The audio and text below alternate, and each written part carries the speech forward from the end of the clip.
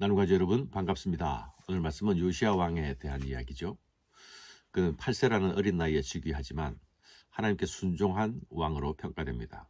요시야가 여호와 보시기에 정직히 행하여 그의 조상 다윗의 모든 길로 행하고 좌우로 치우치지 아니하였더라. 8살이란 나이, 독립적으로 무엇을 생각하고 판단할 수 없는 나이가 아닙니까? 게다가 그의 부친 아몬과 그의 할아버지 므낫세는 최고로 악한 왕들이었습니다. 유다를 어두운 구렁텅이로 몰아넣은 자들이었죠. 그가 어린 나이에 물려받았던 나라는 그의 선왕들이 완전히 망가뜨려 놓았던 나라였습니다. 그럼에도 불구하고 그가 여호와 보시기에 정직히 행하였다. 그의 조상 다윗의 길로 행하였다. 좌우로 치우치지 아니하였다라는 좋은 평가를 받습니다. 이는 그가 성장하는 동안 그의 곁에서 하나님의 길로 인도한 선생과 같은 조력자가 있었음이 분명합니다. 그가 누구이며 어떤 사람인지는 드러나지 않습니다. 어떤 학자는 아마도 제사장이 아니었을까 추측하기도 합니다. 희망이 없는 어둠 속에서 8살 어린 왕을 붙들고 그의 조상들의 길이 아니라 하나님의 길로 인도한 사람이 있었다. 이런 사실은 요즘 같은 영적으로 혼란한 시대에 우리가 새겨 들어야 할 부분입니다. 시대와 풍조와 환경을 말하기 전에 지금 나는 하나님 앞에서 누구인가 먼저 물어야 하겠습니다. 또한 어둠 속에서도 불을 밝히는 이 요시야가 등장하기에는 그를 인도한 무명의 한 사람이 있었기에 가능했습니다. 그는 아마도 어둠 가운데서 빛을 발하며 깨어있는 한 사람이었을 것입니다. 나도 이 시대의 어둠에 묻히지 아니하는 그 한 사람이어야 하겠습니다. 내 작은 등불 하나라도 꺼트리지 아니하고 지키며 그것을 들고 서 있을 수 있는 한 사람이어야 하겠습니다. 단 한 사람만이라도 빛으로 인도해내는 그 한 사람. 그 사람이 있다면 바로 내가 되어야 하겠습니다. 보이지 않고 드러나지 않는 이 무명의 한 사람이 바로 하나님 나라를 이어가는 줄기요, 자기 시대에 하나님 나라를 떠받치는 기둥임을 기억해야 하겠습니다. 역대하 34장 1절에서 3절로 말씀을 보면 그의 즉위 8년에 즉 16세가 되는 나이에 그가 그의 조상 다윗의 하나님을 비로소 찾았다라고 말씀합니다.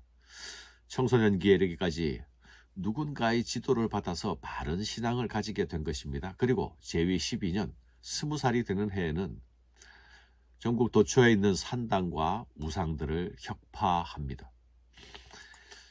역대하 34장 3절 이하의 말씀입니다. 아직도 어렸을 때에 곧 왕위에 있은 지 8년에 그의 조상 다윗의 하나님을 비로소 찾고 제12년에 유다와 예루살렘을 비로소 정결하게 하여 그 산당들과 아세라 목상들과 아로새긴 우상들과 부어 만든 우상들을 제거하여 버리매 무리가 왕 앞에서 바알의 제단을 헐었으며 왕이 또 그 제단 위에 높이 달린 태양상들을 찍고 또 아세라 목상과 아로새긴 우상과 부어 만든 우상들을 빻아 가루를 만들어 제사하던 자들의 무덤에 뿌리고 제사장들의 뼈를 제단 위에 불살라 유다와 예루살렘을 정결하게 하였으며 또 므낫세와 에브라임과 시므온과 납달리까지 사면 황폐한 성읍들에도 그렇게 행하여 제단을 허물며 아세라 목상들과 아로새긴 우상들을 빻아 가루를 만들며 온 이스라엘 땅에 있는 모든 태양상을 찍고 예루살렘으로 돌아왔더라. 요시야는 20세의 청년 나이에 아주 과감한 개혁을 단행했습니다. 이는 히스기야의 개혁을 상상하게 하지 않습니까? 그는 유다와 예루살렘의 모든 더럽혀진 것들을 청결하게 했습니다. 오늘 본문 3절에서 11절에는 성전을 보수하다가 우연히 숨겨졌던 율법책을 발견하게 되는 내용이 나오죠. 이 일은 요시야 왕이 더욱 심화된 종교개혁으로 나아가는 적극적인 계기가 됩니다. 이 사건은 그의 제위 18년, 그의 나이 26세에 일어난 사건입니다. 16세에 여호와 하나님을 찾은 이후로 줄곧 그는 하나님이 원하시는 일을 행하다가 드디어 성전을 보수하는 계획을 세우기에 이릅니다. 우상 숭배로 더럽혀지고 성전에 대한 관심을 잃은 므낫세와 암몬의 시기를 합하면 무려 57년이란 세월이 지났습니다. 게다가 자신이 등극한 이후 18년 동안 성전은 보수되지 못했습니다. 그러니 성전이 보수되지 못한 채 방치된 것이 무려 70년이 넘어섰습니다. 요시야는 더럽혀진 성전을 재건하겠다는 생각을 하면서 성전을 출입하는 자들에게 헌금을 하게 했습니다. 그리고 이제 성전 중수에 대한 명령을 제사장 hil기야에게 내립니다. hil기야는 마침 헌금께서 돈을 쏟다가 책을 하나 발견하게 되지요. 그런데 그 헌금과 밑에 숨겨진 책은 바로 하나님께서 모세에게 주신 그 율법을 기록한 율법책이었습니다. 제사장 hil기야는 서기관 사반에게 내가 성전에서 율법을 발견하였노라 말하면서 그 책을 건네줍니다. 그리고 사반은 그 율법책을 읽고 난 이후에 왕에게 보고합니다. hil기야가 내게 책을 주더이다 하고 사반이 왕 앞에서 읽음에 왕이 율법책의 말을 듣자 곧 그의 옷을 찢으니라. 율법책이 발견된 장소는 그 자리에 책이 있으리라고 상상할 수 없는 의외의 장소였습니다. 이것은 이전 시대에 율법책이 감추어져야만 했던 어두운 시대였음을 말하는 것이죠. 악한 왕들은 우상만 섬긴 것이 아니라 하나님을 섬기지 못하도록 적극적으로 압박했던 것이 분명합니다. 이것이 성전에서 발견되었다는 것은 제사장 중 누군가가 율법책을 지켜내기 위하여서 꾀를 내어서 그곳에 감추어 두었다는 것을 의미하기도 하죠.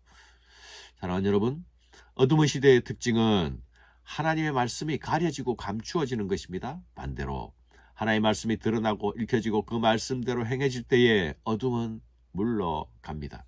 요시야의 계획은 하나님의 말씀이 다시 빛을 발하기 시작하면서 본격적으로 진행되는 것입니다.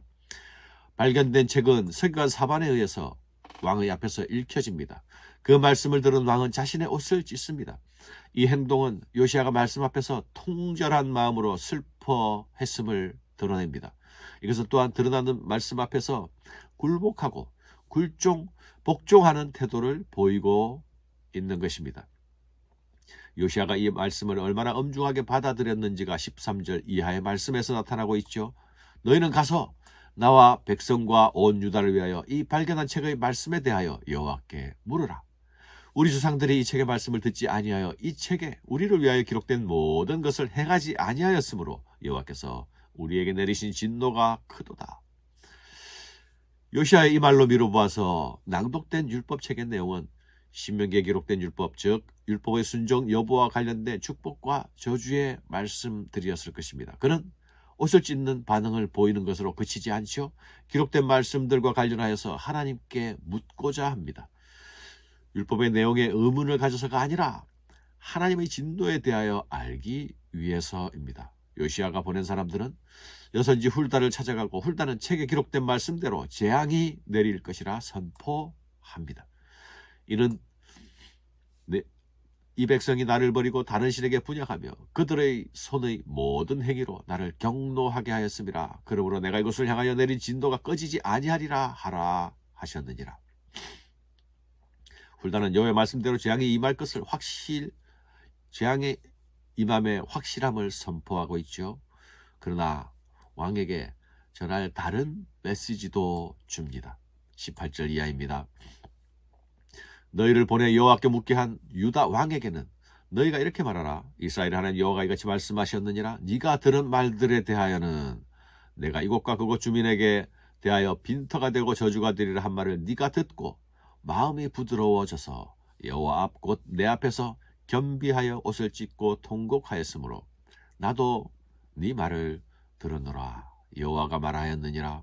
그러므로 보라, 내가 너로 너 조상들에게 돌아가서 평안히 묘실로 들어가게 하리니 내가 이곳에 내리는 모든 재앙을 네 눈이 보지 못하리라 하셨느니라 하니 사자들이 왕에게 보고하니라.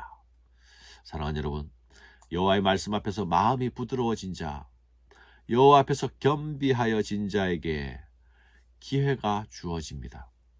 은혜로 주어지는 시간입니다.